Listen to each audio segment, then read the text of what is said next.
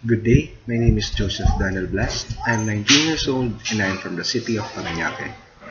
Over the past couple of years, there has been a glaring demand for our government officials to abolish the Sangguniang Kabataan.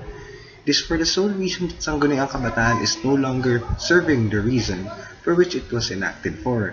Namely, it has become an avenue for corruption, and secondly, it has become a floodgate for political dynasties to invade. Ladies and gentlemen, it's not the problem. Sangguniang Kabataan itself is not the problem. But rather, the mechanism and the structure surrounding it is flawed and full of deficiencies, making it susceptible to scrupulous events which happens inside the system. Therefore, I am one in believing that Sangguniang Kabataan should not be abolished, but rather, it must be reformed. Because the Sangguniang Kabataan is an avenue for us youth to be able to showcase our potentials. Because in the future, we will be leaders of our nation.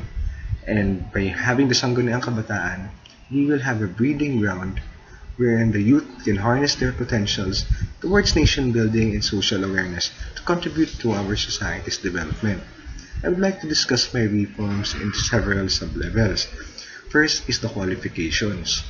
The qualifications should be raised, namely, the age of majority should be the minimum age for a Sangguniang Kabataan to run, because with its minimum age, as a youth can act with discernment and decide for the betterment of his or her constituents. Secondly, he or she must be a high school graduate. Literacy is important nowadays. Sangguniang Kabataan is not merely a clerical role, but rather it is imbibed with responsibilities and tasks which concerns the welfare of our youth. Secondly, we should disallow partisanship within the Sangguniang Kabataan because it has opened up several parties to invade Sangguniang Kabataan so that they will have control of even the most minute level in our community. Lastly, we should disallow political dynasties. Those who have political relatives in position to run a Sangguniang Kabataan so that political dynasty will be discouraged, so that there will be a level playing field on the part of all candidates so that they will serve their purpose very well.